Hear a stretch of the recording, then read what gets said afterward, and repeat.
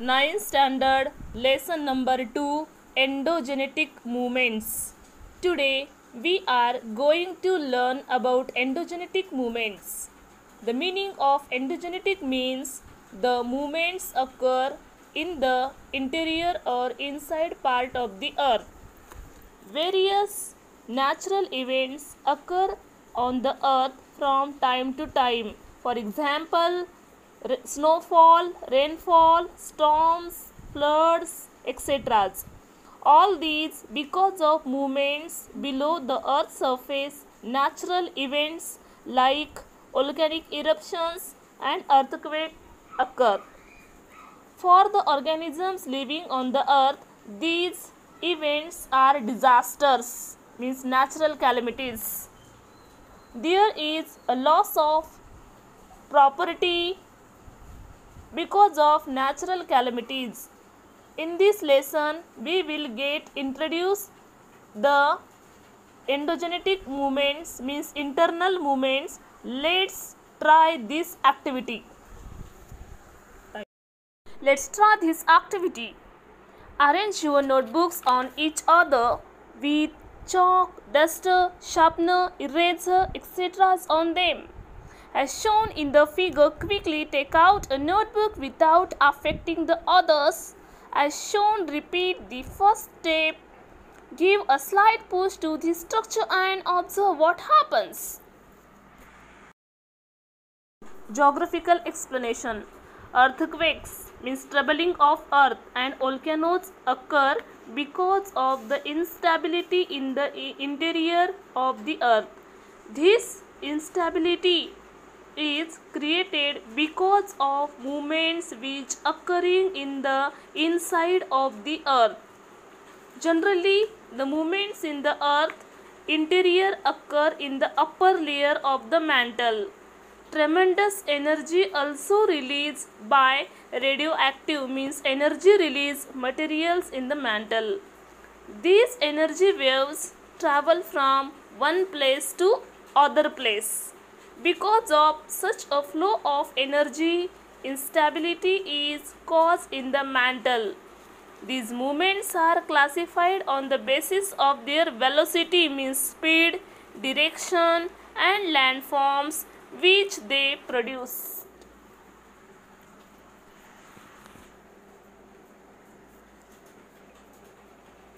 Slow movements. The effect of slow movements can be seen in the form of formation of mountains and continents on the earth's crust. This can be explained as follows.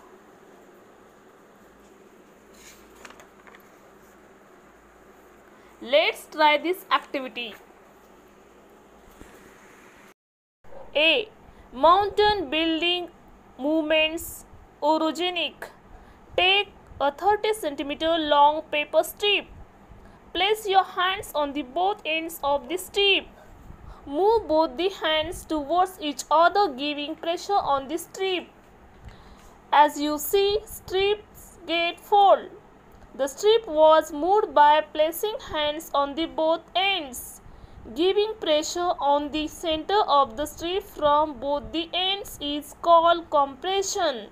As a result, the strip moves and folds are formed. Fold mountains. Energy is transferred from the inside of the earth. Because of these energy waves and pressure working towards each other and in horizontal direction, the layers of these soft rocks from folds. If the pressure is very high, large scale folds are formed and their complexity also increases. As a result, the surface of the earth gets uplifted and fold mountains are formed. The Himalayas, the Aravallis, the Rockies, the Andes, the Alps are the major fold mountains of the world. Block mountain. Because of inside movements, horizontal waves moving away from each other are formed. This causes tension on the layers of rocks. This leads to formation of fractures in the rocks. These are known as faults. Similarly, waves coming towards each other in hard rocks also form fault due to compression.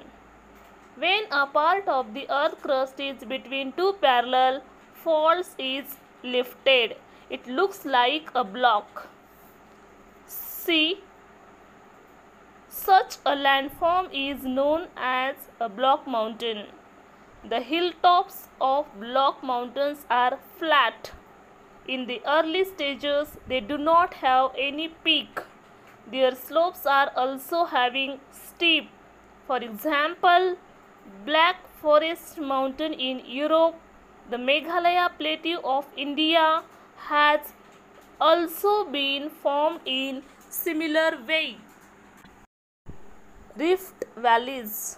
Sometimes two fractures develop side by side in the earth's crust. The land is between two fractures subsides, means to sink. The subsided deep part is called rift valley. Both the slopes of a rift valley are steep. For example, the rift valley of river Narmada in India, the Great Rift Valley of Africa, the Rhine River Rift Valley of Europe. Continent building movements. Slow movements occur toward the center of or from the earth's center toward the earth crust. Because of these movements, a vast part of the earth crust is little bit uplifted or get subsided. When the part of this earth crust is uplifted means that above the mean sea level continents are formed. So, these movements are called continent building movements. Extensive plateaus can also be formed because of such a movement. If the originally continental portion of crust subsides below the sea level, it forms a part of seabed. Now, next concept, sudden movements. In the beginning of the chapter, we have discussed and studied the news items of earthquake. Earth means the ground and quake means trembling. Earthquake is the movement of earth crust. You have been acquainted with the magnitude and effects of the earthquake through the activity at the beginning of the chapter itself. Now, we will look at the sudden movement called earthquake and volcanoes in the earth's inside in detail. Now let us see first concept in that, earthquakes. Because of the movements occurring inside of the earth, tremendous tension is created in the earth's crust. When the tension goes beyond limit, the energy is released in the form of waves. This results in trembling of earth's surface. Example, at that time earthquake occurs. The magnitude of the earthquake is measured by Richter scale. Causes of earthquake: moving of the plates, colliding of plates, plates sliding one below the other, forming of fractures in rock layer due to tension in the inside of the earth, occurring of volcanic eruption. Now, next point, focus and epicenter. Because of the movements occurring below the earth's surface, tension is created and it keeps on accumulating. High energy is released at the place where this tension mounts up. This is the center of the earthquake. It is called the focus or hypocenter. energy waves scatter means spread in all the directions from this center. The place on the earth's surface where these energy waves reach first is called epicenter of the earthquake. It is the nearest place on the earth's surface from the focus and it experiences the first tremor. This epicenter is perpendicular to the focus. Now try this activity. When the tension is released at the focus, the released energy travels in all directions. This activity comes toward the Earth's surface in the form of waves. These seismic waves can be divided into primary, secondary and surface waves. Now, first of all, primary or P waves. These are the first ones to reach the surface of the earth after the energy is emitted in the earth's inside. They travel at very fast speed from focus of earthquake in radial direction. Subjected to P wave means primary wave. Particles in the rock moves in the direction of waves to and fro. The waves moves to and fro. Therefore, such types of waves are also called forward or backward waves. These waves can travel through all three states: liquid, solid and gases. But while traveling through liquid medium, their direction gets changed. It is because of the primary waves that the buildings on the earth's surface move back and fro. Now let us go to secondary or S waves. The waves which reach the earth's surface after primary waves are called secondary waves. These waves also scatter means spread in all the directions from the focus of the earthquake. Their velocity means their speed is lesser than the primary waves. The particles lying in the way of these waves move up and down in the direction of energy transfer. These waves can travel only through the solid medium. They get absorbed as they enter the liquid medium. The buildings on the earth's surface move up and down because of these waves. These are the more destructive than primary waves. Now third one is surface or L waves. These waves are generated after the main primary and secondary waves reach the epicenter. They travel in the direction of circumference of the earth along the crust. They are highly destructive means they are destroyed. Seismograph. Through these instrument, a graph showing movement of seismic waves means seismograph can be generated. After studying this graph, the magnitude of the earthquake is known, which shown a simple seismograph and a seismograph prepared from it.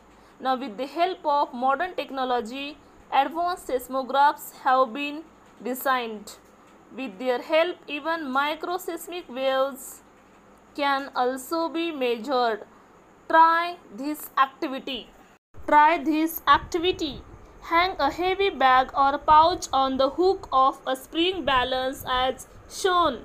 Pull the bag down and release it. Observe the spring and note the to and fro movement of spring. This is similar to P waves. Now observe the student stand holding the ends of a rope. Ask one student to give a jerk to the rope by pulling it up and down with hand. Observe what happens and note the movement of rope. Observe the formation up and down waves like S waves. Spread rangoli on a large plate. Flick on the lower side of the plate slightly with your fingers and observe the powder fly up along the circumference of the dish like L waves. Effects of earthquake. Cracks or fractures develop on the ground, causes landslides which leads to sliding of rocks. Sometimes the groundwater changes its course. For example, wells may get water or may dry up. Some areas get uplifted while some may subside. Tsunamis are generated in oceans. These waves can cause great loss of life and property in the coastal areas. In snow-covered areas, avalanches may occur. Buildings collapse and loss of life and property occurs.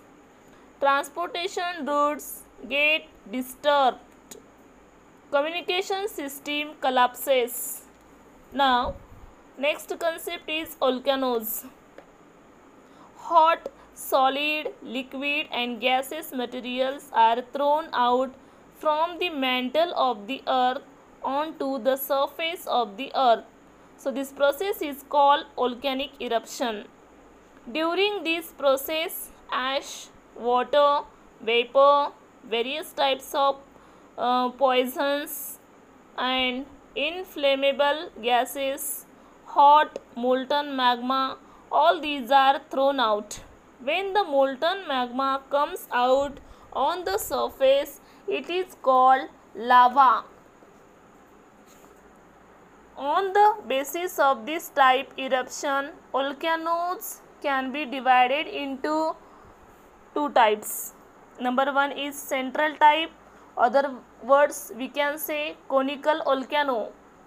During eruption, the molten magma come out through a pipe which is like vent inside the earth's surface. The lava spreads around the mouth of this vent when it comes out. Because of that, the cone-shaped mountains start forming and conical volcanic mountains are formed. For example, Mount Fujiyama in Japan and Mount Kilimanjaro in Tanzania. These are the examples of central type volcanoes or conical mountains. Second one is fissure type volcanoes. During eruption, when the magma comes out not from a single vent but from many cracks, means many fissures, so it is called fissure type volcanic eruption. The molten material coming out with the eruption spreads on both the sides of the fissure. As a result, volcanic plateaus are formed. The Deccan Plateau of India has also been formed due to such a type of volcanic eruption. Now, by looking at, you will understand that plate boundaries are directly related to areas of earthquake and volcanoes. Most of the volcanoes are located on the plate boundaries. Similarly, the earthquake zones means areas, otherwise you can say region, are also seen in the border areas. The part of the plate boundary which slides under the crust subdues. There is loss of material. Such boundaries are called plate consuming boundaries. In area where new material is coming up onto the earth crust, they are called plate creating boundaries. Both the processes happen continually. They are shown in the map.